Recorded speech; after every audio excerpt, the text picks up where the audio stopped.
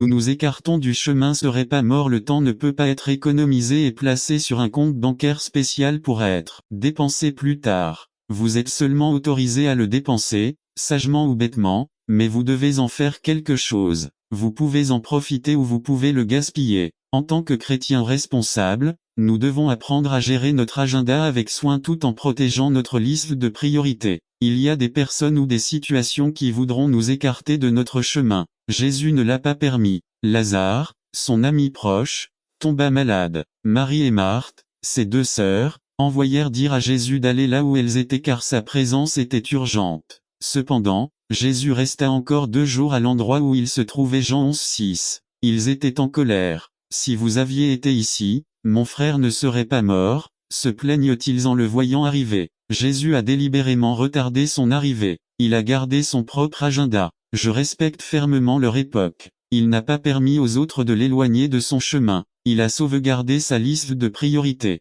Le leader chrétien doit éviter les distractions. Écrivez votre liste quotidienne de choses que vous devez faire. Protégez votre calendrier. Faites bon usage de votre temps comme Paul le recommande dans Éphésiens 5 15,16.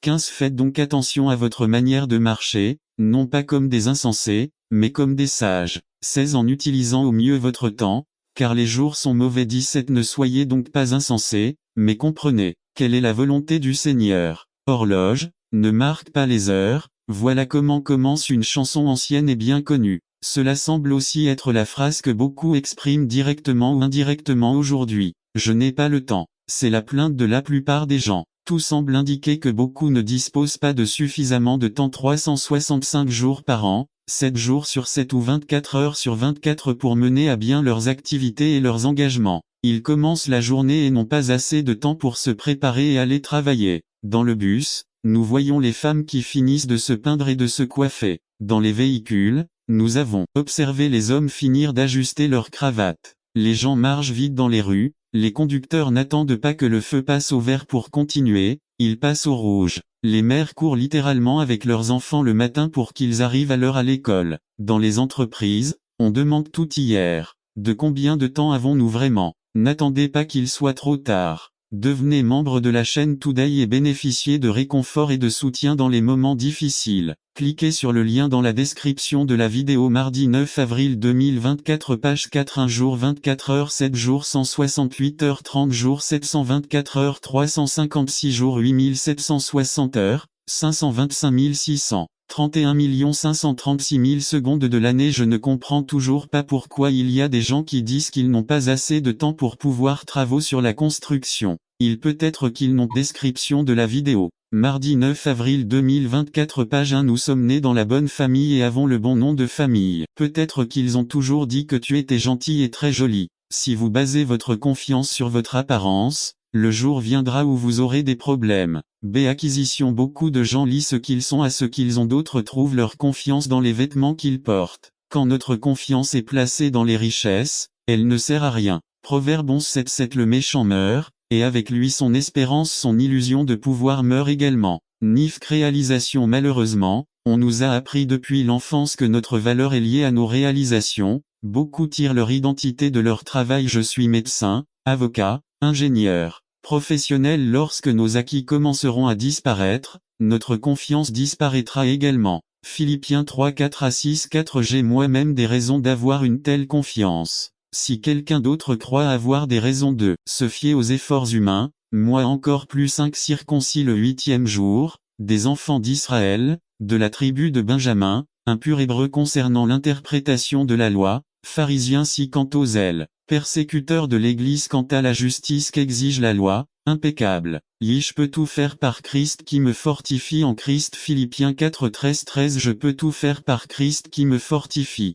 RVR 1960 Nous pensons souvent que le sens de ce verset est plus insignifiant qu'il ne l'est en réalité. Cela ne veut pas dire que d'un instant à l'autre nous pourrons courir plus vite, mieux jouer, gagner une course ou faire ce que nous n'avons jamais fait immédiatement. Ce dont parle Paul, c'est la sécurité qui ne peut être trouvée qu'en Jésus-Christ. Et c'est une confiance qui ne vient que d'une relation avec Jésus. Philippiens 4 12-13 Je sais ce que signifie vivre dans la pauvreté et ce que signifie vivre dans l'abondance. J'ai appris à vivre dans toutes les circonstances, à être satisfait et à avoir faim, à avoir l'abondance et à souffrir de la pénurie. 13 Je peux tout par le Christ qui me fortifie. BCE Que dit ce verset? Et je suis suffisant dans la suffisance de Christ. Philippiens 4 13 En tout cas, avec l'aide du Christ, qui me donne force et puissance, je suis prêt à faire tout ce qui est nécessaire. CST En d'autres termes, tout comme Paul a surmonté les épreuves et les tribulations du ministère, vous pouvez le faire aussi, tout comme Gédéon a vaincu les Médianites. Juge-si n'attendez pas qu'il soit trop tard. Devenez membre de la chaîne Today et bénéficiez de réconfort et de soutien dans les moments difficiles. Cliquez sur le lien dans la description de la vidéo. Mardi 9 avril 2024 Page 2 Tout comme Moïse a conduit les Israélites hors d'Égypte. Ce n'était pas leur suffisance, ils étaient suffisants en Dieu. Conclusion Tout au long des Écritures, les gens ont été capables de relever des défis incroyables et de réaliser ce qui semblait impossible, mais cela n'est pas arrivé parce qu'ils avaient beaucoup de confiance en eux-mêmes, ils s'en le prennent d'assaut. Il y a un grand combat pour ton âme, afin que tu n'entres pas dans le royaume des cieux, et celui qui combat contre toi est le diable, l'ennemi des âmes. Péché Jeudi. Sépare l'homme de Dieu. C'est toute abomination et toute pourriture de l'esprit et du cœur ne peuvent pas entrer dans cette grande ville. Transition. Alors, qui peut venir et hériter de ces choses? Ceux qui en hériteront. Psaume 24 1-5. À tout appartient à Dieu, il est souverain. Qui montera à la montagne du Seigneur, qui sera en sa sainte présence. Tabernacle. Apocalypse 21-3 C'est la propreté des mains des purs de cœur. C'est de l'abondance du cœur que la bouche parle. Luc 6, 45-1. La bouche de celui qui dit du mal n'est pas ce qui est pourri mais son cœur de Dieu ne regarde pas l'extérieur mais le cœur. Samuel 16 C'est eux qui n'a pas élevé son âme vers des choses vaines. Mais cherchez d'abord le royaume de Dieu et sa justice. Matthieu 6, 33 F Ni jurie avec tromperie ils recevront la bénédiction et la justice du Dieu du salut. C'est lui qui sauve le pécheur. Transition. La parole de Dieu est claire quant à savoir qui verra Dieu. N'attendez pas qu'il soit trop tard. Devenez membre de la chaîne Today et bénéficiez de réconfort et de soutien dans les moments difficiles. Cliquez sur le lien dans la description de la vidéo. Mardi 9 avril 2024 Page 2. Conclusion 1. Dans quel groupe es-tu aujourd'hui? 2. Vous pouvez changer votre statut devant Dieu aujourd'hui en prenant simplement la bonne décision. 3. Dieu est celui qui peut vous sauver et vous donner une vie nouvelle et vous permettre d'entrer dans cette nouvelle Jérusalem réservée et préparée pour le peuple de Dieu. 4. Acceptez Christ comme votre sauveur aujourd'hui. N'attendez pas qu'il soit trop tard. Devenez membre de la chaîne Today et bénéficiez de réconfort et de soutien dans les moments difficiles. Cliquez sur le lien dans la description de la vidéo. Mardi 9 avril 2024 Page 3 Comment réussir dans le royaume résumé. Beaucoup de nos frères tombent sur le champ de bataille. Le but de ce message est d'alerter l'Église et de montrer une stratégie efficace pour persévérer dans le Seigneur par Ama Fernandez. Comment réussir dans le royaume. Pasteur du royaume. Ama Fernandez Lecture. Acte 20-24 Mais je ne fais attention à rien et je ne considère pas non plus ma vie comme précieuse seulement que je termine ma course avec joie, et le ministère que j'ai reçu du Seigneur Jésus, pour témoigner de l'évangile de la grâce de Dieu. Introduction. Je vois des gens qui donnent leur vie au Christ et après un certain temps, ils disparaissent du corps du Christ. J'étais membre d'une église de 300 membres et lorsque j'ai déménagé, j'ai changé d'église à cause de la distance. 1 an et demi plus tard, je leur ai rendu visite et j'ai été étonné de constater que seulement 10 des 300 membres actuels étaient présents lorsque j'étais membre, d'autres étaient de nouveaux membres. Lorsque j'ai appelé, certains d'entre eux m'ont dit qu'ils ne fréquentaient plus aucune église. Ils étaient tous tombés, pour une raison ou une autre, ça me rendait très triste. Aujourd'hui, nous allons examiner quelques points dont nous devons tenir compte si nous voulons rester dans les voies du Seigneur. Clé pour réussir dans le royaume 1 Avoir une vision claire de la carrière chrétienne et de notre héritage éternel. Genèse 13, 14-17 14 Et l'Éternel dit à Abraham, après que l'eau se fut éloignée de lui, lève maintenant tes yeux, et regarde, de l'endroit où tu es, vers le nord, et vers le midi, et vers l'est, et vers l'ouest 15 Tout le pays que tu vois, je le donnerai à toi et à ta descendance pour toujours 16 Et je rendrai ta postérité comme la poussière de la terre car si quelqu'un peut compter la poussière de la terre, ta postérité sera aussi comptée 17 Lève-toi, parcours le pays dans toute sa largeur et dans toute sa largeur parce que je dois te le donner. Illustration. Dans son livre First Things First, l'auteur Stefan Covey parle de Viktor Frankl, un psychologue autrichien qui a survécu au camp de la mort des nazis allemands. Fanck l'a découvert quelque chose d'intéressant sur les raisons pour lesquelles certains ont survécu à des conditions horribles et d'autres non. Il a étudié certains facteurs, la santé, la vitalité, la structure physique, l'intelligence, les capacités de survie. Finalement, il a conclu qu'aucun de ces facteurs n'était le facteur responsable qui faisait la différence. Toutes les personnes qui ont pu survivre avaient une vision de l'avenir, ils avaient tous une mission à accomplir, quelque chose de très important à accomplir. Les survivants des camps de guerre au Vietnam et ailleurs ont rapporté des expériences similaires, la vision de terminer ou de devoir faire quelque chose les a maintenus en vie. Extrait du livre. Stephen Covey, First Thing First, page 103. Firocide. Édition réimprimée, janvier. N'attendez pas qu'il soit trop tard. Devenez membre de la chaîne Today et bénéficiez de réconfort et de soutien dans les moments difficiles. Cliquez sur le lien dans la description de la vidéo. Mardi 9 avril 2024 page 1. 1996. Nous devons regarder les promesses de Dieu et l'avenir avec Dieu. Le meilleur de Dieu pour nos vies est encore à venir. La chose la plus importante et la plus précieuse est notre vie éternelle avec Dieu. Mais Jésus a promis que nous recevrions 100 fois plus dans cette vie et dans la suivante, car il est venu nous donner la vie et une vie en abondance. Nous vivons parce que nous avons un objectif à accomplir. Notre service envers Dieu. Ayez un plan d'action pour réussir. Luc 14, 28 à 30. 28. Car lequel d'entre vous, voulant bâtir une tour, ne s'assied d'abord et ne compte les dépenses, pour savoir s'il a de quoi l'achever. 29. Car, après qu'il a posé les fondations, et qu'il ne peut pas l'achever, que tous ceux qui le voient ne se moquent pas de lui. 30. En disant, cet homme a commencé à bâtir, et il n'a pas pu achever. Quand nous partons en vacances, nous planifions toujours le voyage, nous économisons de l'argent, nous faisons des réservations, nous demandons du temps au travail, nous organisons l'agenda et nous faisons tout à l'avance, ou nous savons que si nous ne le faisons, et c'est exactement ce qui mérite à juste titre l'approbation de Dieu. L'imitation du Christ dans la souffrance peut être mieux appréciée dans l'un des titres qu'elle reçoit dans la prophétie d'Isaïe, car elle met en lumière le rôle que la souffrance a joué dans la vie de notre Seigneur. Le prophète y fait référence comme l'homme des douleurs, expérimenté au petit déjeuner. D'un autre côté, le Christ lui-même nous a enseigné que le chemin de la souffrance n'était pas un accident imprévu, ce n'était pas une surprise désagréable, mais qu'il l'avait délibérément choisi. Jean 10, 18 dit, c'est pourquoi le Père m'aime, parce que je donne ma vie pour la reprendre. Personne ne me la prend, mais je la prends à moi-même. N'attendez pas qu'il soit trop tard. Devenez un membre de la chaîne aujourd'hui et obtenez du réconfort et du soutien dans les moments difficiles. Cliquez sur le lien dans la description de la vidéo. Mardi 9 avril 2024 page 3. J'ai mis dans d'autres endroits, Paul dit qu'il est devenu pauvre en étant riche. Il s'est vidé, il s'est humilié devenant obéissant jusqu'à la mort sur la croix. Jésus a choisi le chemin de la souffrance. Combien d'entre nous seraient prêts à choisir volontairement la souffrance pour l'amour de la souffrance? Christ qu'il nous a laissé un exemple pour que nous suivions ses traces.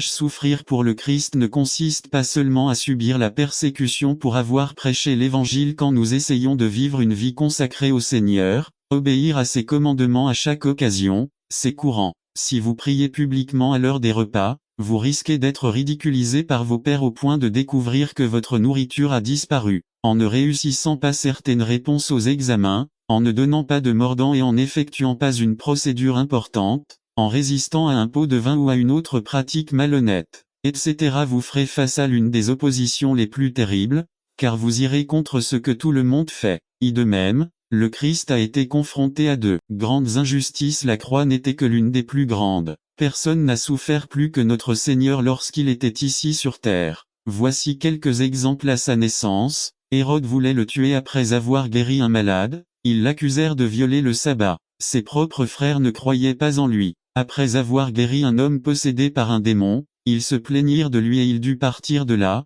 car ils voulaient le lapider. Il a été trahi et renié par certaines personnes qui vivaient à proximité de lui, après avoir été très proche d'eux pendant 3 ans, etc. Cependant, l'auteur des Hébreux nous laisse voir l'attitude avec laquelle le Seigneur a affronté ce chemin désagréable. Il est dit que Jésus, à cause de la joie qui lui était proposée, a enduré la croix. Méprisant la honte, Jésus n'a pas affronté l'opposition avec résignation ou comme pénitence, mais avec joie. Et la joie est un fruit de l'esprit. Cela nous en dit long sur la façon d'affronter la souffrance avec joie. avec l'espérance placée dans le fait que l'amour du Christ est la seule chose sûre, sur laquelle nous pouvons compter dans ces moments-là. Jacques dit que les chrétiens devraient considérer comme une grande joie lorsqu'ils rencontrent diverses épreuves, car la mise à l'épreuve de notre foi produit la patience. Car oui, le Christ nous a laissé ses traces pour que nous suivions ses traces, pas pour que nous les évitions. Je crois qu'il n'y a pas de plus grande opportunité bien que plus difficile, d'imiter le Christ que dans la souffrance injuste. N'oublions pas que le but final que Dieu a pour nous est de nous rendre semblables à son Fils Christ. C'est pourquoi il supprimera diverses injustices de nos vies, pour nous donner l'opportunité de grandir à l'image de notre Seigneur. Ne soyons donc pas surpris lorsque nous souffrons injustement, car la vie du Christ est le modèle qui doit nous aider, nous croyants, à comprendre notre passage dans ce monde. Quelqu'un a dit que ceux qui connaissent la voie de Dieu peuvent aussi la trouver dans les ténèbres. En souffrant pour le Christ, nous souffrons aussi avec le Christ. Nous souffrons pour lui lorsque notre foi et notre loyauté envers lui sont mises à l'épreuve. Mais nous souffrons avec lui à cause de notre marche quotidienne dans la vie qu'il nous a donnée. Monsieur, notre désir doit être le même que celui de Paul lorsqu'il dit « Ce que je veux, c'est connaître le Christ, sentir en moi la puissance de sa résurrection et sa solidarité dans ses souffrances. En devenant comme lui dans sa mort, 11 J'espère parvenir à la résurrection des morts. » Fil 3,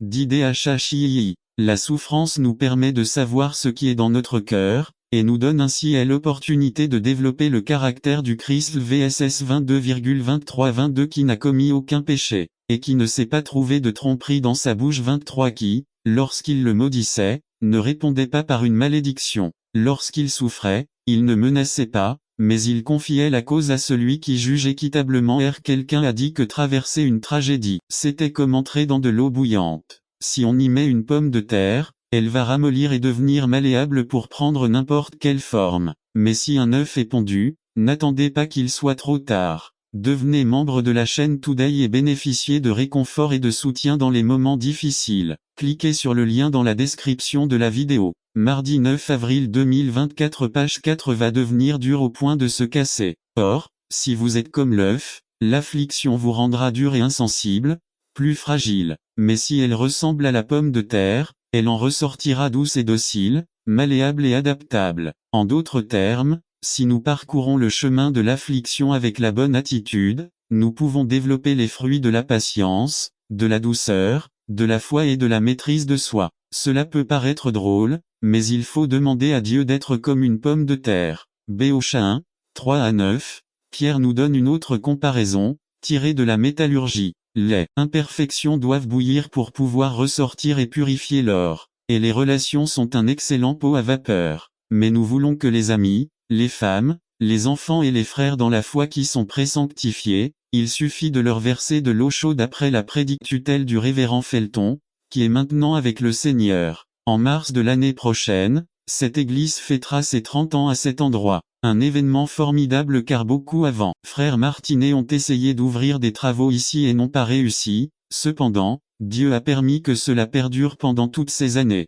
C'est pourquoi la famille Martinet souhaite partager avec vous, collaborateurs dans la foi, famille et amis, ce grand événement qu'est le miracle du salut. Prions en remerciant Dieu pour cela. Lecture de la Bible, Psaume 128. Lecture de l'arbre généalogique. Remise des cadeaux spéciaux pour les enfants à Eva Oliva. Boucle d'oreille en forme d'arbre avec Pierre Dumois et bague du père avec Pierre B. Luis Martinet. JR assiette avec verset biblique. C'est Felicita Martinet chante merci papa des Ruth Flore. Bible de la famille Hilda Rob. L'horloge de table. N'attendez pas qu'il soit trop tard. Devenez membre de la chaîne Today et bénéficiez de réconfort et de soutien dans les moments difficiles. Cliquez sur le lien dans la description de la vidéo. Mardi 9 avril 2024 page 1 F Juliane Martinet décoration avec verset biblique. G Joël Martinet photo du grand-père paternel H Esteban Martinet montage photo Inomi Concola fleur naturelle cérémoniale révérend Mario Gamay s'adressant à la congrégation. Remercions Dieu pour les couples qui sont sortis vainqueurs et qui ont su rester fidèles à leurs vœux et à leurs promesses.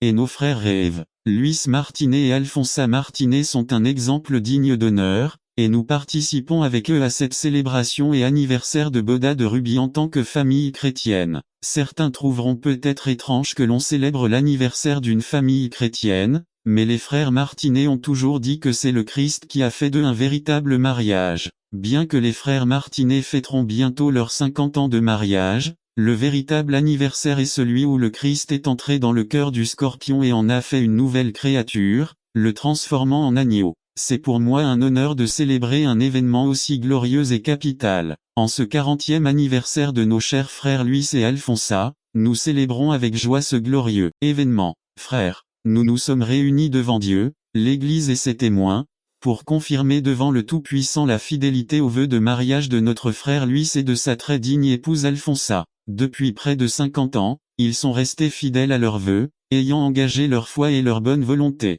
Les années ont passé dans une succession infinie de temps, et la vie a été trépidante et diversifiée avec les nombreuses vicissitudes de la vie quotidienne. Maladies, divergences d'opinion, questions familiales, que dire d'autre? Mille adversités, mais les bénédictions ont été plus abondantes. Avec une prudence et une patience vertueuses, ils restent fidèles et loyaux les uns envers les autres et envers le Christ, le centre de leur maison. Participation des enfants et petits-enfants. Vous, en tant qu'enfants, et le péché qui nous assiège, laissons de côté ces choses qui nous arrêtent, qui ne nous permettent pas de courir avec agilité la course chrétienne. N'attendez pas qu'il soit trop tard. Devenez membre de la chaîne Today et bénéficiez de réconfort et de soutien dans les moments difficiles. Cliquez sur le lien dans la description de la vidéo. Mardi 9 avril 2024. Page Un péché, des choses qui ont la priorité sur notre vie spirituelle. Tout ce qui entrave notre poursuite de la vie chrétienne. La course est un marathon et non une course contre la montre.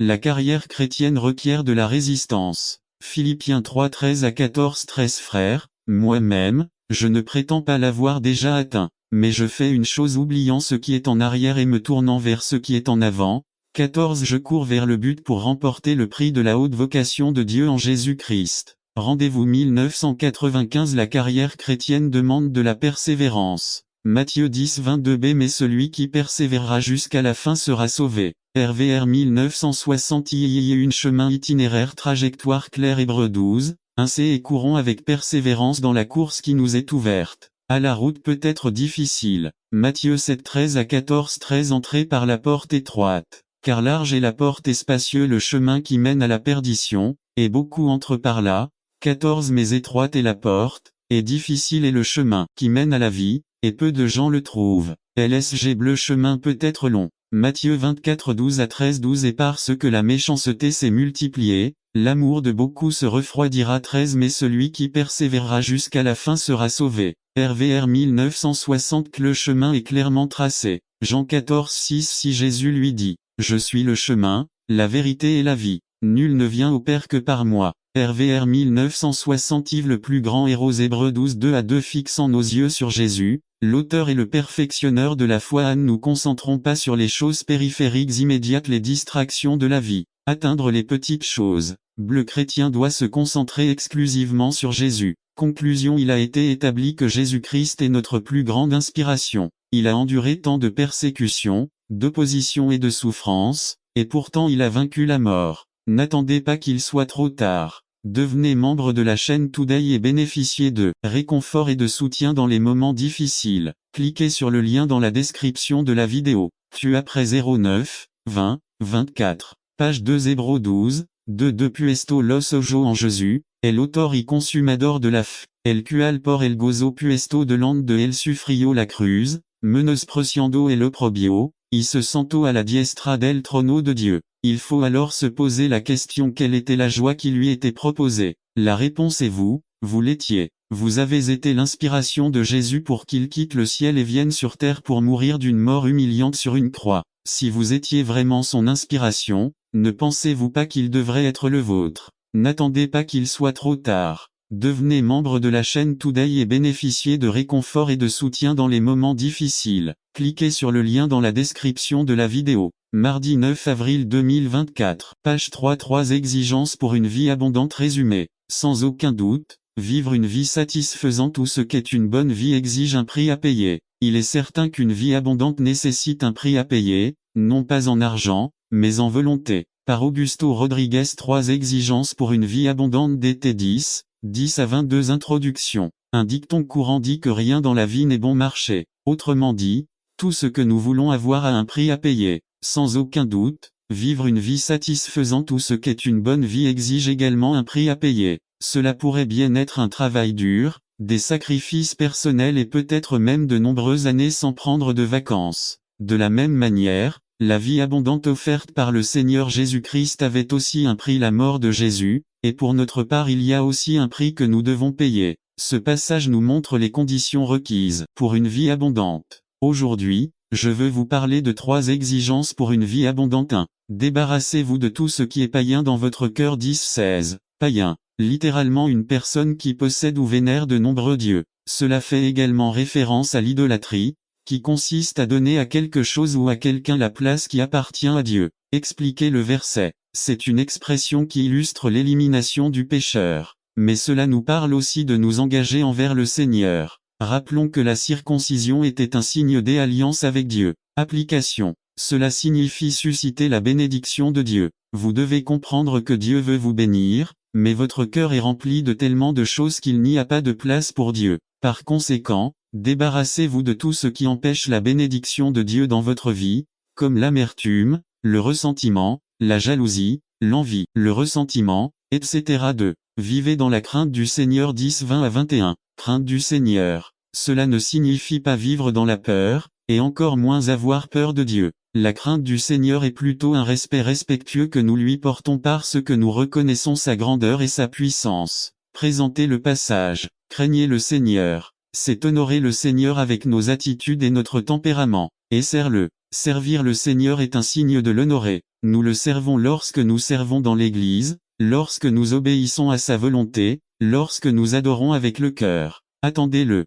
Cela signifie rester fidèle au Seigneur en toutes circonstances. Jure par son nom. Cela ne signifie pas je vous jure par Dieu, mais plutôt que vous ne prenez pas d'engagement au nom d'autres dieux. Puissiez-vous maintenir votre fidélité au Seigneur sans compromettre votre foi ni vos convictions. Application. Craignez le Seigneur, c'est reconnaître qui il est, et donc vivre en sachant que tout ce que je fais et tout ce que je suis mérite son respect. Prof 1, 7 dit que la crainte de main vint mais ils n'obéirent pas à Moïse, mais certains l'abandonnèrent pour un autre jour, et il produisit des versets pourris et Moïse était en colère contre eux. C'était ainsi parce que Dieu ne voulait pas que les Israélites aient confiance en eux-mêmes, mais plutôt que leur confiance soit en Dieu pour leur donner leur pain quotidien notre pain quotidien. Une partie de la vie par la foi consiste à demander les choses nécessaires pour notre vie quotidienne. Quand il y a tant de choses, disons importantes, lorsqu'il y a de grands besoins dans notre vie, notre famille, notre Église et le monde, comment Dieu veut-il que nous le dérangions avec les choses de tous les jours? Nous pensons comme ça, n'est-ce pas?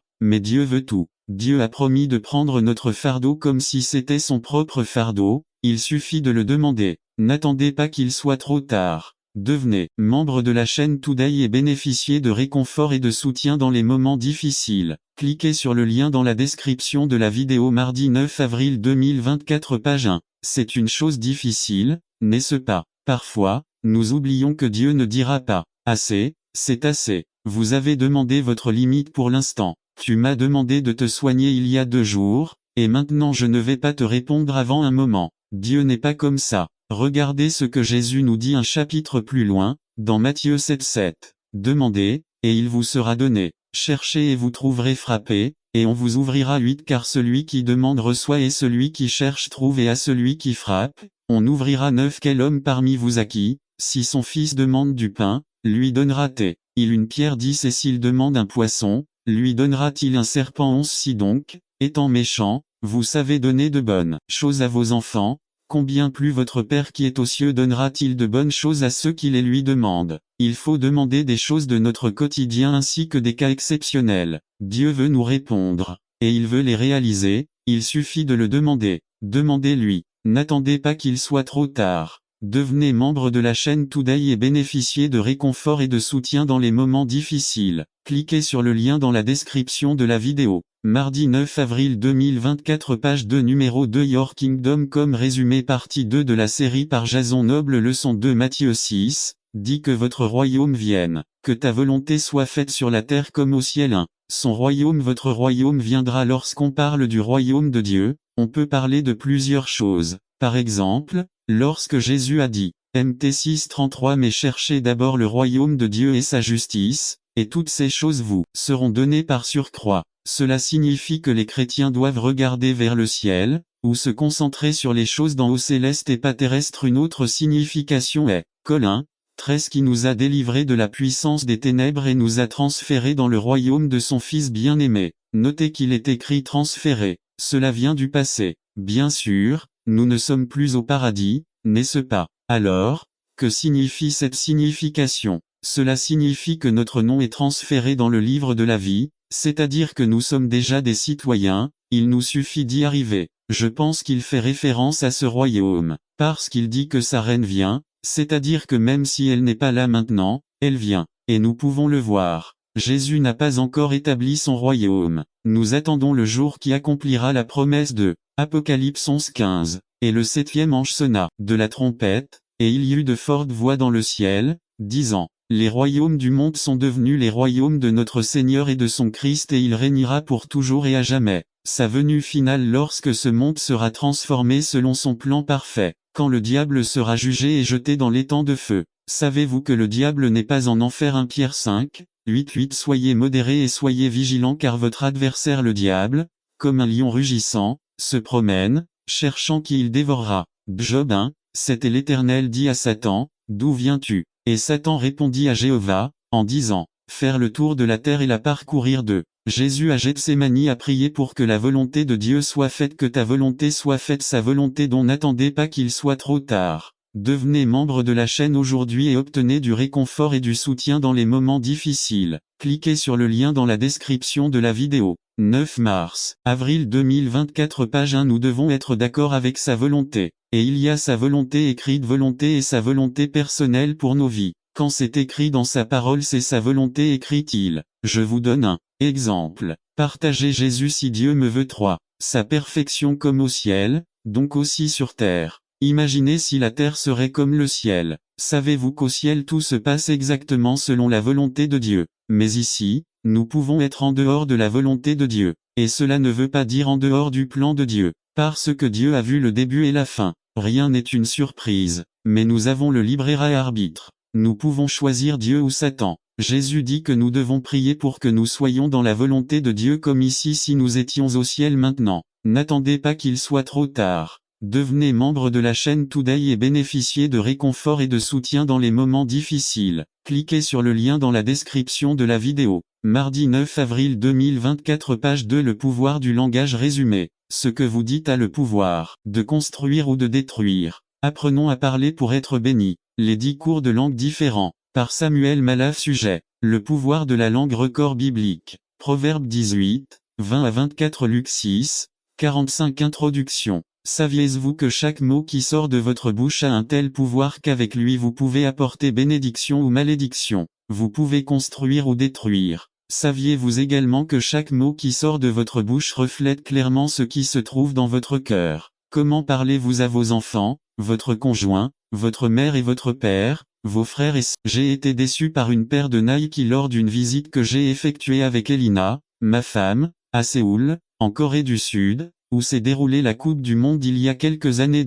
Ils m'ont dit que les plus grandes usines de la marque Nike se trouvaient en Corée et que les baskets y étaient très bon marché. Il arrive que maintenant vous puissiez acheter des Nike à bas prix, mais à cette époque, elles coûtaient plus de $100 la paire 3. J'ai vu une pancarte indiquant basket Nike, $20.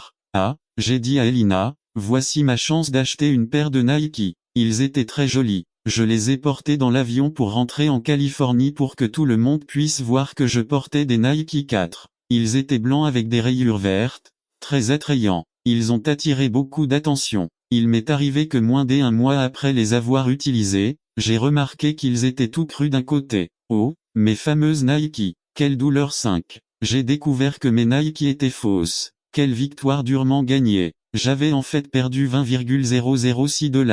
Combien de victoires avez-vous déjà remportées dans votre vie? Combien de Nike? Combien de cris de joie avez-vous poussé pour des victoires pour découvrir en peu de temps que c'était faux? 7. De combien de victoires êtes-vous déjà heureux? Un jeu, une petite amie, un voyage, une bonne note à l'école, la même paire de chaussures de tennis Nike. Des victoires, Nike qui ont duré peu de temps. De fausses victoires qui se sont soldées par une défaite 8. Le garçon vous a invité au banquet. Vous étiez si heureux que le lendemain, il vous a dit pas toujours. Vous vous êtes faufilé avec votre petit ami, Nike, une victoire qui disparaît lorsque votre maman ou votre papa vous surprend sur la vague. Le petit ami qui vous a dit hier qu'il vous aimait beaucoup, vous dit aujourd'hui pas plus. 2. La vraie Nike. Se pourrait-il qu'il y ait de vraies victoires, les Nike, qui ne finissent jamais? Y a-t-il des Nike en qui je peux faire confiance? Ne croyez-vous pas qu'il devrait y avoir des victoires qui durent plus longtemps? 1.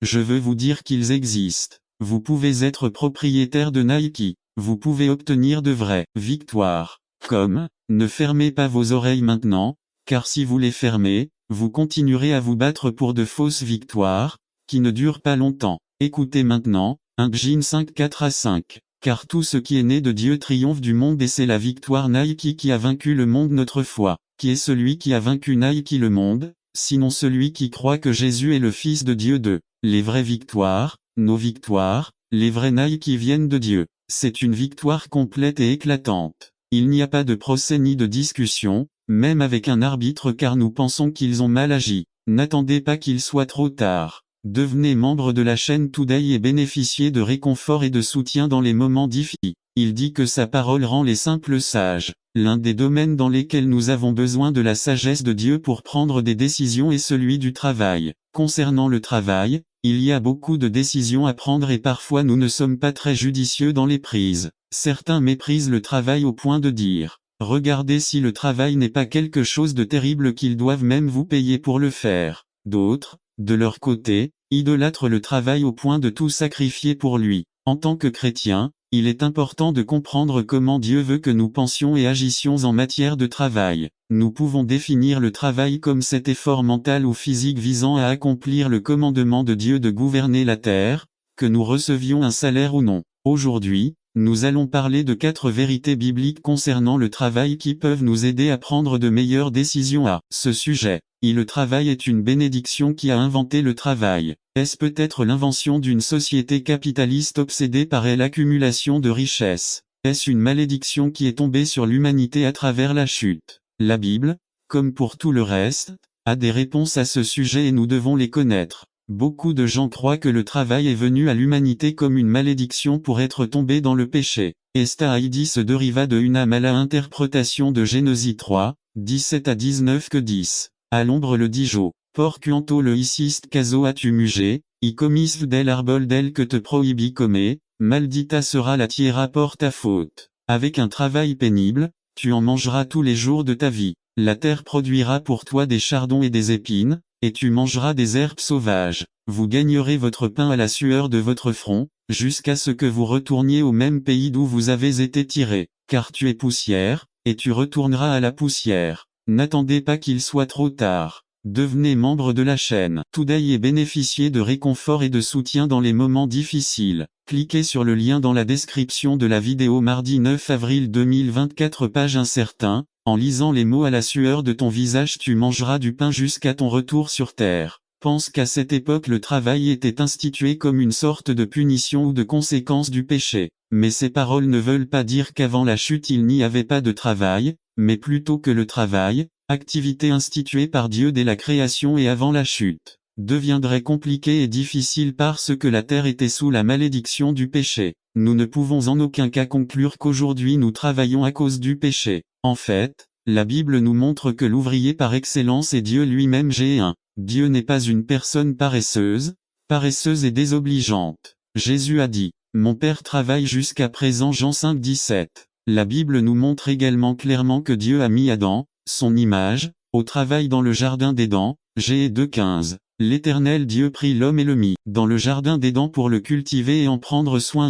Adam n'était pas dans une station balnéaire d'Éden, il travaillait. Comme on le voit, les travaux existaient déjà, avant même l'automne. Bien entendu, la chute est venue compliquer les choses. Aujourd'hui, nous faisons de gros efforts et la sueur coule sur nos visages, mais nous n'obtenons que très peu de résultats. La terre était maudite par le péché et asservie à la futilité. Mais il attend sa délivrance lorsque les fils de Dieu seront révélés. Romains 8, 19-21. Ne considérons donc pas le travail comme une malédiction, mais plutôt comme une bénédiction. Le travail n'est pas une invention humaine, mais le plan de Dieu pour la vie de ses images. Si vous avez tendance à voir le travail avec une mauvaise attitude, Si vous voyez le travail comme votre ennemi ou votre malédiction, vous devez renouveler votre vision avec la vérité biblique. Le travail est une bénédiction. Lorsque nous travaillons, nous reflétons notre Père qui travaille aussi. 2. Le travail est une obligation. Dans 2 Thessaloniciens 3 11-12, il est dit, « Nous avons appris qu'il y en a parmi vous qui sont paresseux,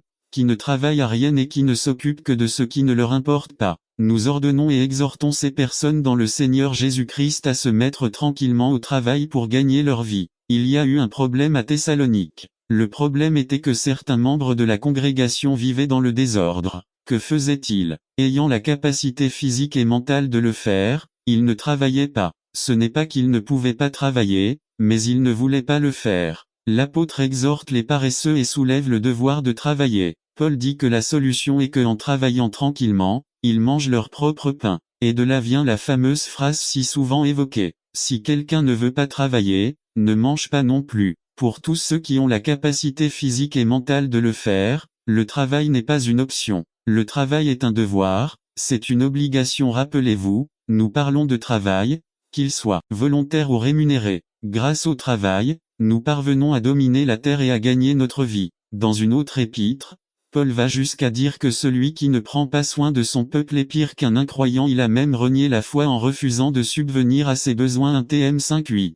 Il nous est également dit dans Éphésiens 4:8 que celui qui a volé ne doit plus le faire mais doit travailler pour partager avec ceux qui sont dans le besoin. Le travail est obligatoire si nous voulons plaire à Dieu. Le travail n'est donc pas une option pour ceux d'entre nous qui ont les capacités physiques et mentales pour le faire. Ne cherchons pas des moyens de ne pas travailler. Si vous avez tendance à la paresse et à une vie facile, vous devez vous rappeler que le travail est une obligation. Dieu nous veut actifs, diligents et productifs.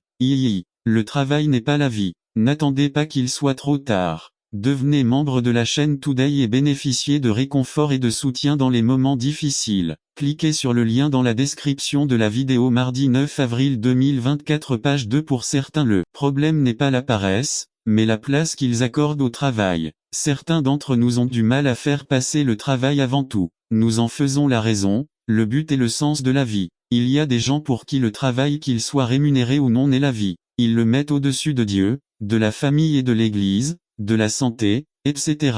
La Bible dit dans Ecclésiaste 4:8, « Un homme est seul, sans successeur, sans fils ni frère. Il ne cesse jamais de travailler, ses yeux ne sont pas remplis de richesses, et il ne se demande pas non plus, pour qui est-ce que je travaille et prive ma vie de tout bien-être. Cela aussi est vanité et travail acharné. » Le livre de l'Ecclésiaste est une réflexion sur la futilité de la vie vécue sans Dieu comme centre. Les gens aspirent au pouvoir, à la richesse, au travail, remplaçant Dieu dans leur vie. Ils sacrifient tout pour un peu plus de pouvoir, pour un peu plus de richesse, pour un peu de renommée, pour un peu plus de position. Mais le problème c'est que vous n'êtes jamais satisfait et qu'à la fin vous vous privez de choses importantes et durables comme des moments avec vos enfants, avec votre conjoint, avec vos frères et sœurs. Ceux qui mettent le travail au cœur de leur vie, au fil des années, finissent par regretter de ne pas avoir mis Dieu au centre pour pouvoir profiter des bénédictions que procure le travail. Un pasteur a déclaré, « Je n'ai jamais vu une personne sur son lit de mort regretter de ne pas avoir passé plus de temps au bureau ou dans les affaires.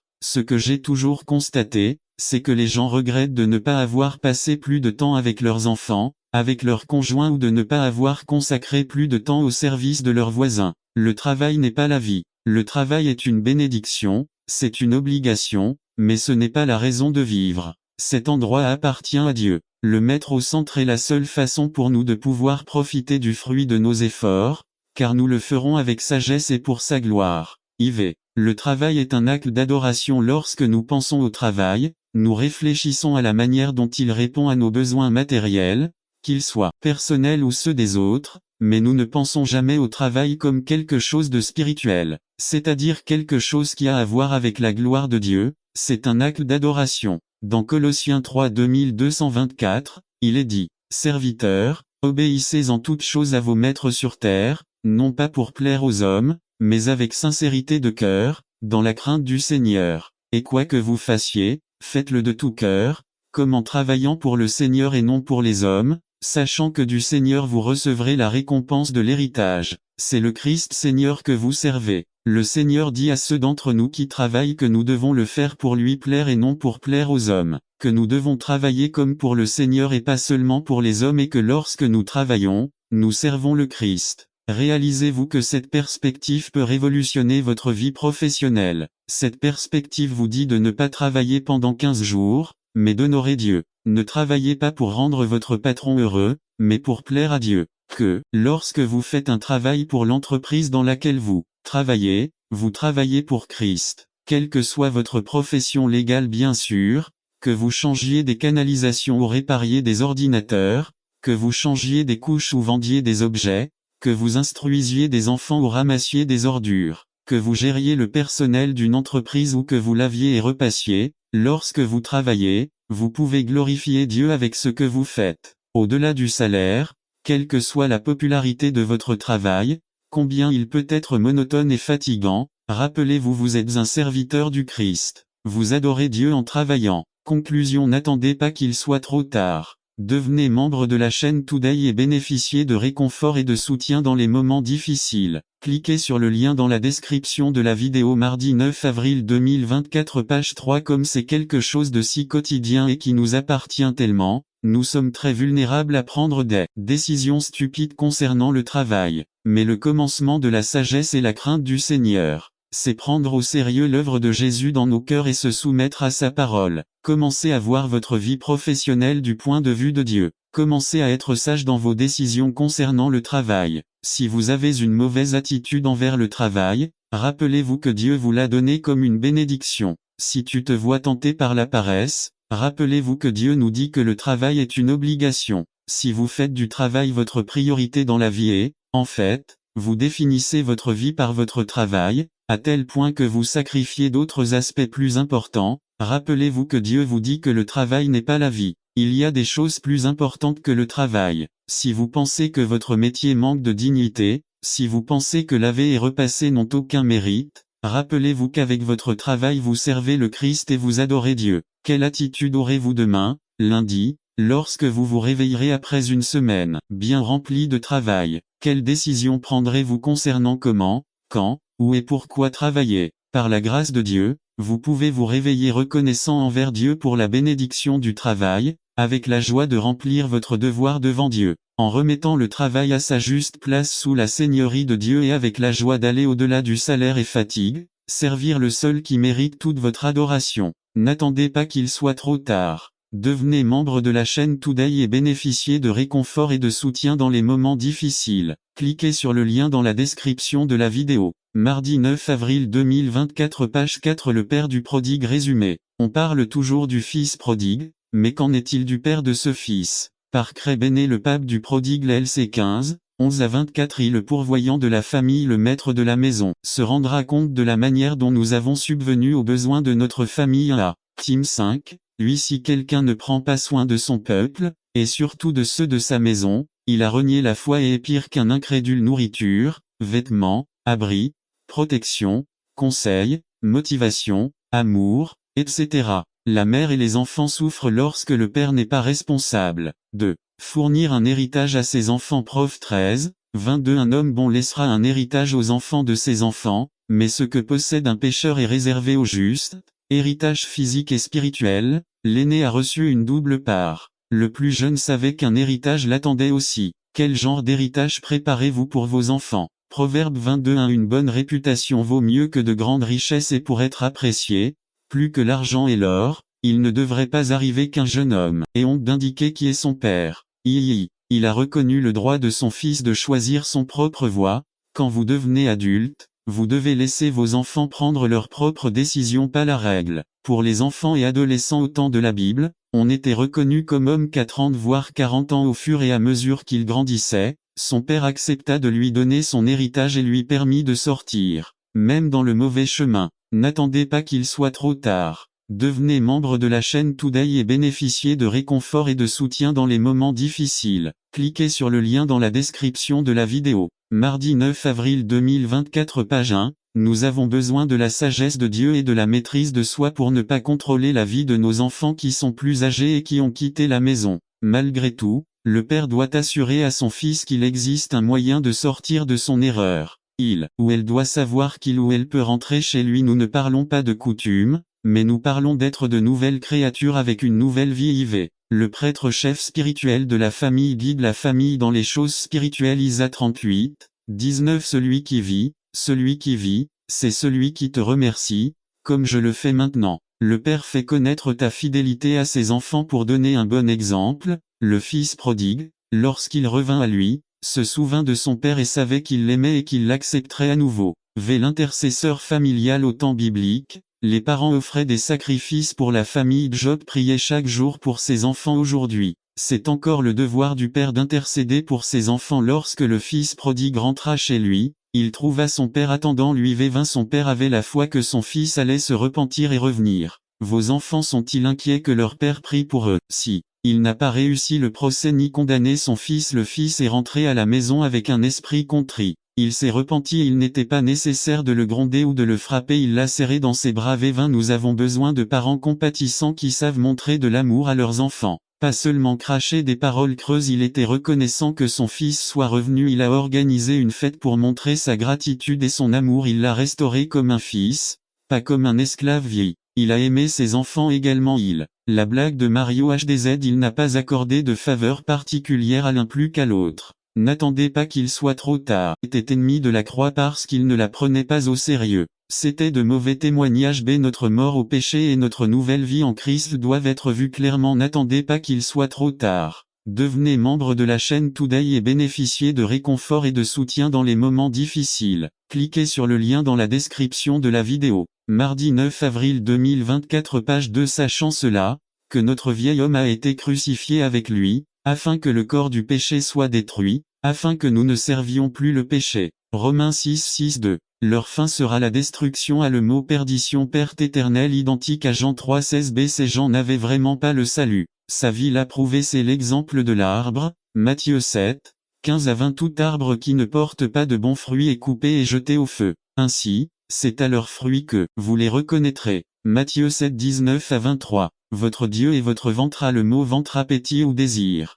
Cela régissait leur vie. B. Certains appétits sont valables, mais d'autres ne le sont pas. La nourriture est pour l'estomac et l'estomac est pour la nourriture. Il en est ainsi, et Dieu les détruira tous deux. Mais le corps n'est pas pour l'immoralité sexuelle mais pour le Seigneur, et le Seigneur pour le corps. 1 Corps 6, 13 Nif 4. Sa gloire et sa honte. Ils se sont vantés de ce dont ils devraient avoir honte. B. Ce qu'ils font doit être honteux et ne participez pas aux œuvres infructueuses des ténèbres, mais réprimandez-les plutôt parce qu'il est honteux de parler même de ce qu'ils font en secret. Éphésiens 5, 11-12, 5. Ils ne pensent qu'aux choses terrestres. Ils se concentraient entièrement sur les choses de ce monde. B. Nous ne devons pas laisser ce monde nous mettre dans son moule. L'exemple de l'eau et de la pâte à modeler. Romains 12:2. Ils n'ont pas compris que nous avons la liberté en Christ de vivre selon ses desseins. Les raisons pour lesquelles devrions-nous vivre différemment du monde. Nous avons une autre citoyenneté. 1. Le mot ma indique le contraste de. La ville de Philippe était une colonie romaine et les habitants étaient des citoyens romains.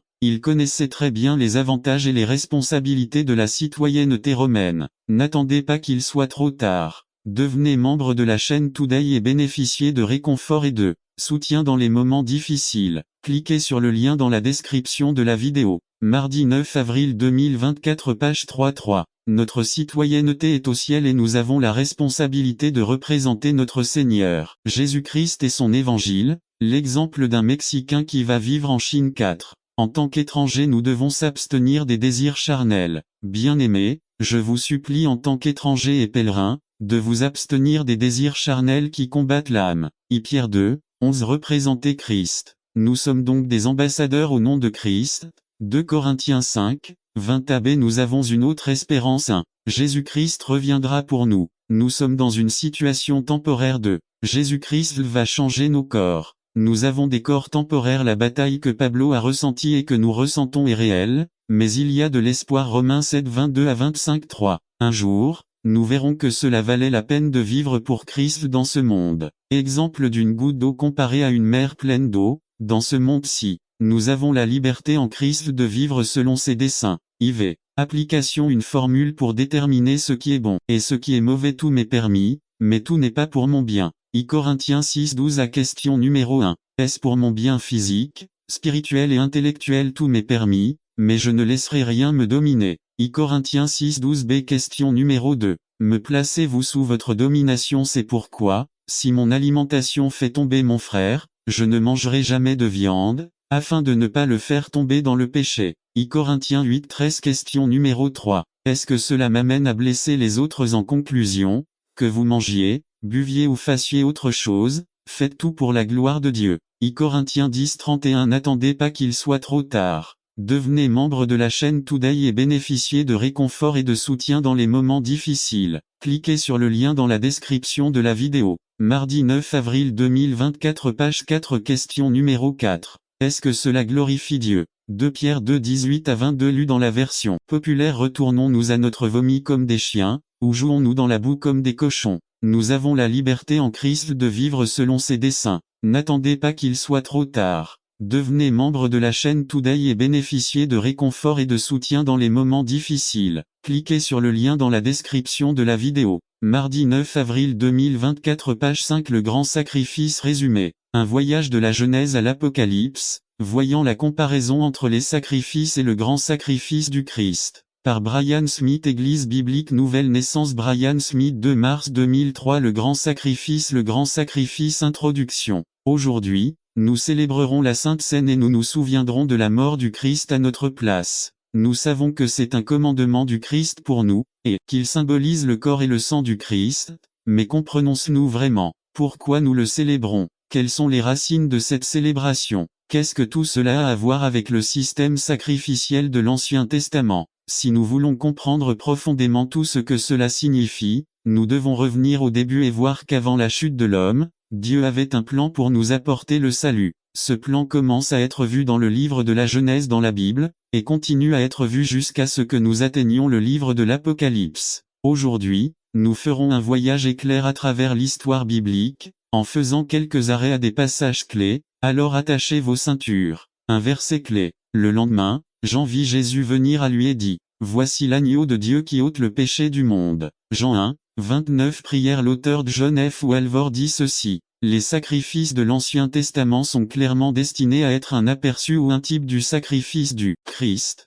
Presque tous les aspects de la signification Pierre son triple reniement de Jésus dans la vie de Pierre. Nous pouvons trouver 3 feux. Chacun de nous est assis autour d'un de ces feux de la vie. Lequel es-tu assis aujourd'hui? Feu du pécheur. Luc 22:54-62. Pierre se concentrait sur les mauvaises choses de la vie. Il s'inquiétait de son ego, de la société, de Satan. Lorsque cela se produit, notre perspective est déformée. Cela nous amène à renier Jésus. Cette étape vers la chute de la vanité. Matthieu 26:33. Manque de dévotion. Matthieu 26:40. Insouciance. Jean 18:10,11. De loin. Matthieu 26:58. Mauvaise association. Jean 18:18. Déni ouvert. Jean 18:25. Dont n'attendez pas qu'il soit trop tard. Devenez membre de la chaîne Today et bénéficiez de réconfort et de soutien dans les moments difficiles. Cliquez sur le lien dans la description de la vidéo. Mardi 9 avril 2024, page 1. Blasphème. Marc 14:70,71. Il était très sûr de lui. Matthieu 26:33-35.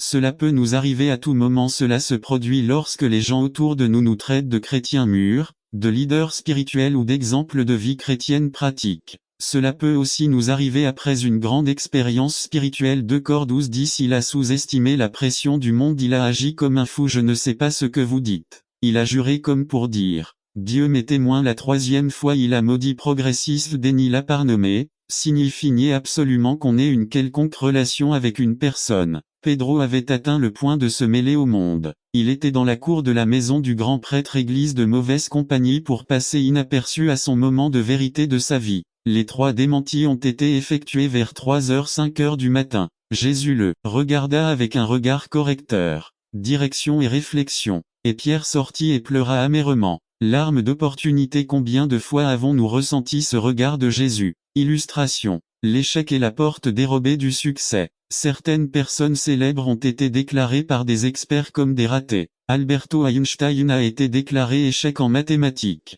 Winston Churchill a été déclaré en échec scolaire. On a dit à Walt Disney qu'il n'aurait jamais rien dans la vie. L'échec est la porte dérobée du succès lorsque nous en tirons des leçons. Thomas Edison a inventé l'ampoule électrique et les batteries de stockage. Il a essayé environ 10 000 façons différentes jusqu'à ce qu'il parvienne à inventer l'ampoule électrique et la batterie d'accumulateur. L'échec n'est pas un lieu de repos mais plutôt un lieu de départ. Lorsque Pierre a échoué, il a vu dans le regard de Jésus l'encouragement à recommencer. Feu du Sauveur Jean 21 7-9, 15-17 Je vais à la pêche leader. Ancien métier avant d'être disciple membre découragé ils n'ont rien. Attrapé au fin de la période d'épreuve du chrétien Jésus apparaît sur le plage mais il ne savait pas que c'était Jésus Jean. Bon frère premier à reconnaître Jésus il a mis ses vêtements Pierre. Il est allé vers Jésus les mains dans le sac, Adam s'est caché autre disciple. Indifférent tiède ne le faites pas attends qu'il soit trop tard. Devenez membre de la chaîne Today et bénéficiez de réconfort et de soutien dans les moments difficiles. Cliquez sur le lien dans la description de la vidéo mardi 9 avril 2024 page 2 Le Christ doit toujours faire une impression sur nos vies Dieu ne pose jamais de questions pour obtenir des informations seulement pour provoquer des réponses amour.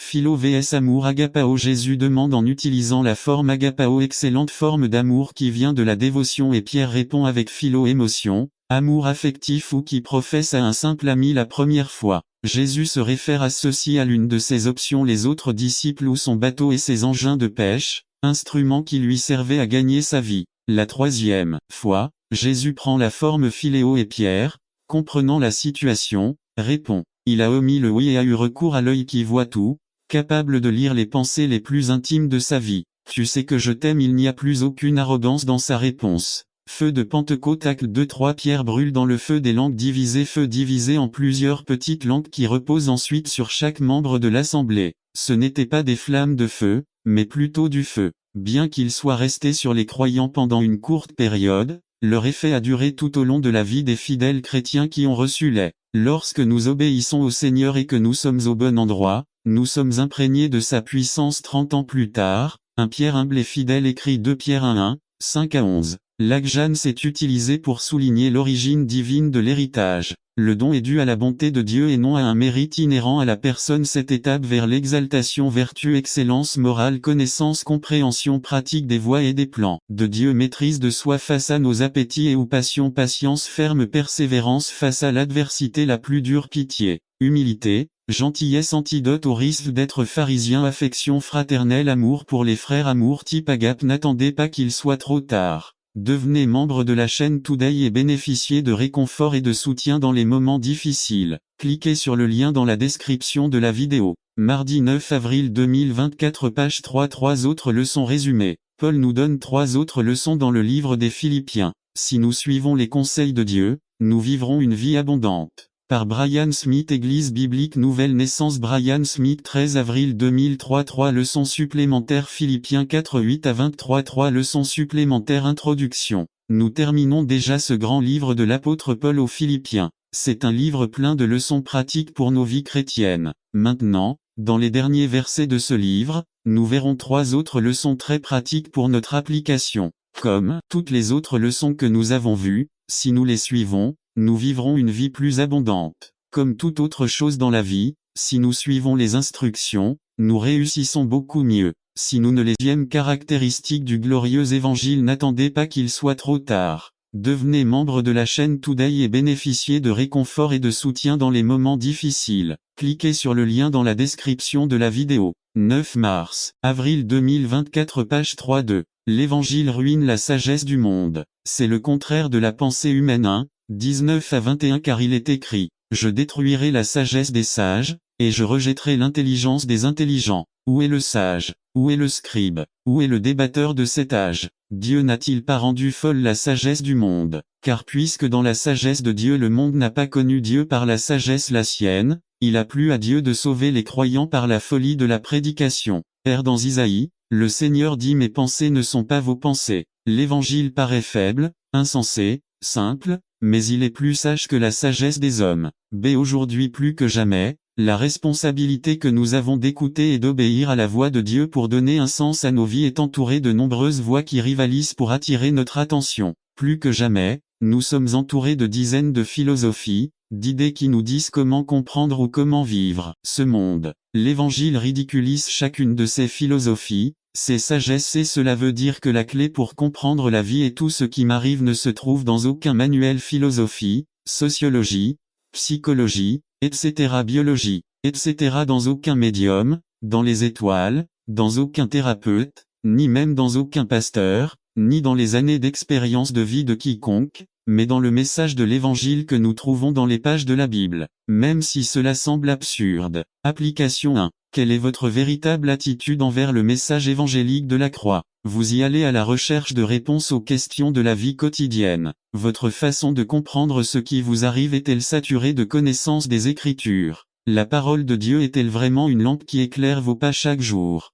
Sur quoi vous basez-vous lorsque vous prenez une décision importante? Est-ce l'Évangile, ou votre bon sens, votre état d'esprit, ce que vous disent vos amis, ou, pire encore, le hasard, la bonne chance? 2. Vos opinions sur les problèmes sociaux, les tragédies, les événements politiques, etc. sont-elles fondées sur eux dans une compréhension biblique ou mondaine? Un exemple récent: les ouragans de la Nouvelle-Orléans ou de Kansas accent aigu N, etc.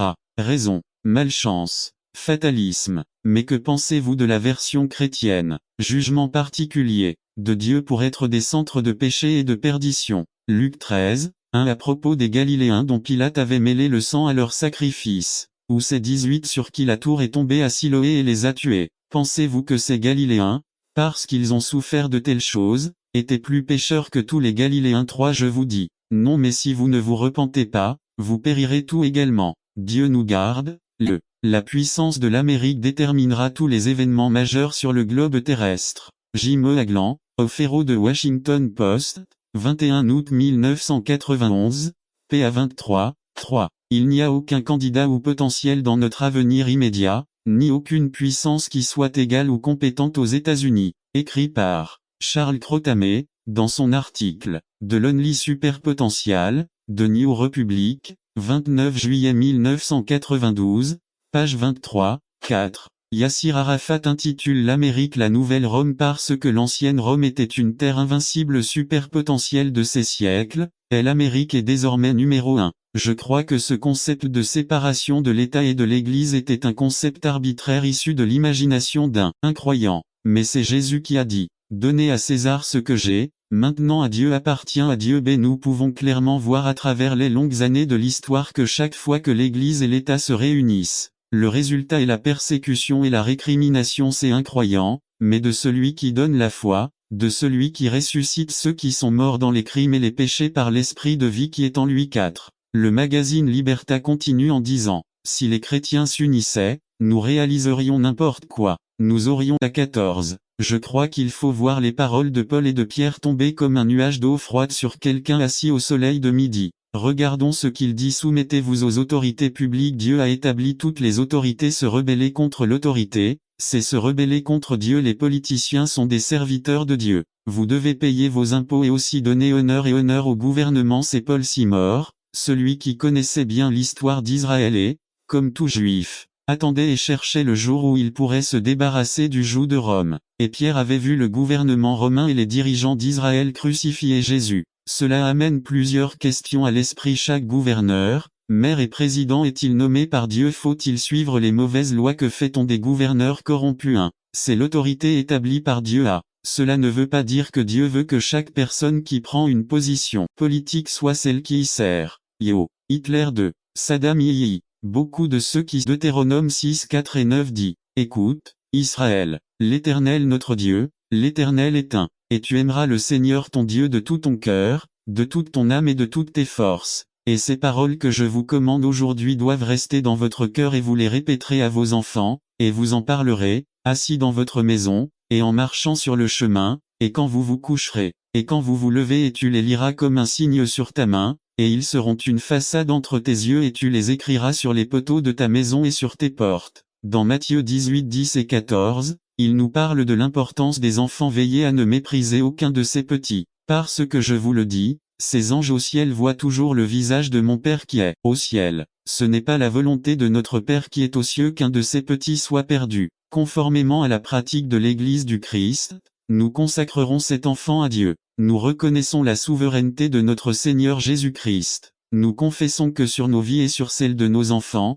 Christ est roi et Seigneur et nous nous engageons, autant que possible, à instruire les enfants de sa loi et de sa sainte volonté. Nous amenons à Dieu les enfants qu'il nous a confiés, nous les lui consacrons. Nous implorons pour eux le don le plus précieux qui puisse correspondre à cette vie, la bénédiction de Dieu. Discours aux parents. À vous, parents, Dieu a confié le soin d'une vie qui peut être une bénédiction pour beaucoup, comme elle peut être une malédiction pour beaucoup, et d'abord pour vous-même. N'attendez pas qu'il soit trop tard. Devenez membre de la chaîne Today et bénéficiez de réconfort et de soutien dans les moments difficiles. Cliquez sur le lien dans la description de la vidéo. Mardi 9 avril 2024. Page 1. Accomplir un devoir si sacré dans la crainte de Dieu. Votre amour pour cet enfant vous apprendra à connaître l'amour de Dieu votre Père. Aimez-le donc, en toutes circonstances. Écoutez la parole pour vous. Et vous, Père, n'irritez pas vos enfants mais élevez-les dans la discipline et l'exhortation du Seigneur. Éphésiens 6:4. Adressez-vous aux parents, frères et sœurs, vous êtes le principal responsable. Devant Dieu,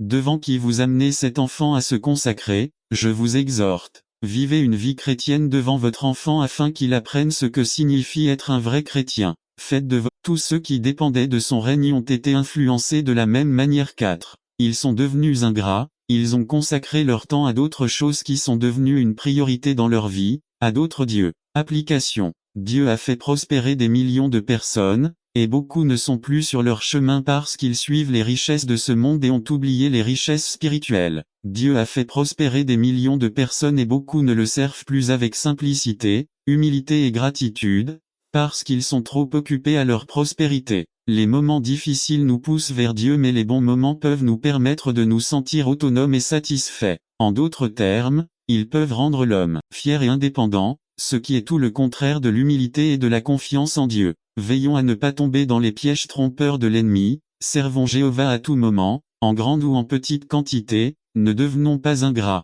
2:8-10. Et vous mangerez et vous serez rassasiés, et vous bénirez l'Éternel, votre Dieu, pour le bon pays qu'il vous a donné. 11. Gardez-vous d'oublier l'Éternel, votre Dieu, d'accomplir ses commandements, ses décrets et ses siens, les statuts que je vous commande aujourd'hui. 1. De peur qu'il n'arrive que vous mangiez et soyez rassasiés, et que vous bâtissiez de bonnes maisons pour y vivre.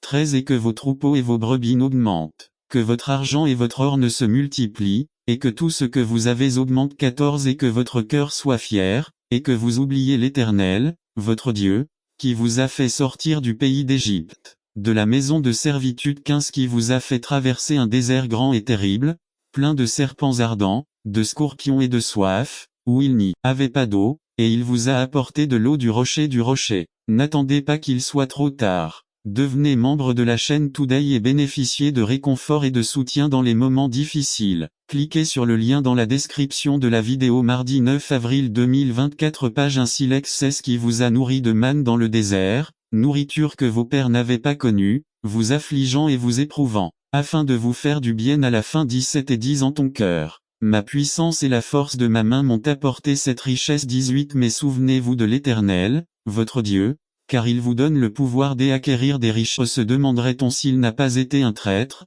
car il nous est difficile de concevoir un tel amour. Pourquoi un homme donnerait-il sa vie pour ses ennemis? Cependant, l'apôtre Paul dit que c'est le genre d'amour que Dieu a eu pour nous lorsqu'il a envoyé Jésus-Christ mourir pour nos péchés. Nous ne devons jamais oublier. Dieu a décidé de nous aimer, il n'avait pas besoin de nous. Dieu a décidé de vous aimer quand vous étiez son ennemi. Dieu a décidé de vous aimer à un prix très élevé. La grâce de Dieu est gratuite, mais elle n'est en aucun cas bon marché. L'amour de Dieu est éternel. Il est peut-être un peu difficile pour nous de saisir l'idée de l'amour de Dieu car tout ce que nous avons connu est l'amour humain. Nous sommes conscients que nous vivons à une époque de divorce facile. Les gens se marient puis divorcent. L'amour semble être fort et puis il disparaît. L'amour humain est inconstant. Les supporters d'une équipe ne sont là que lorsque l'équipe gagne. Les enfants semblent aimer et détester leurs amis en fonction de leur aide à un moment donné. Mais l'amour de Dieu n'est pas ainsi. Dans Éphésiens 1:4, il nous est dit que Dieu nous a choisis avant la création du monde.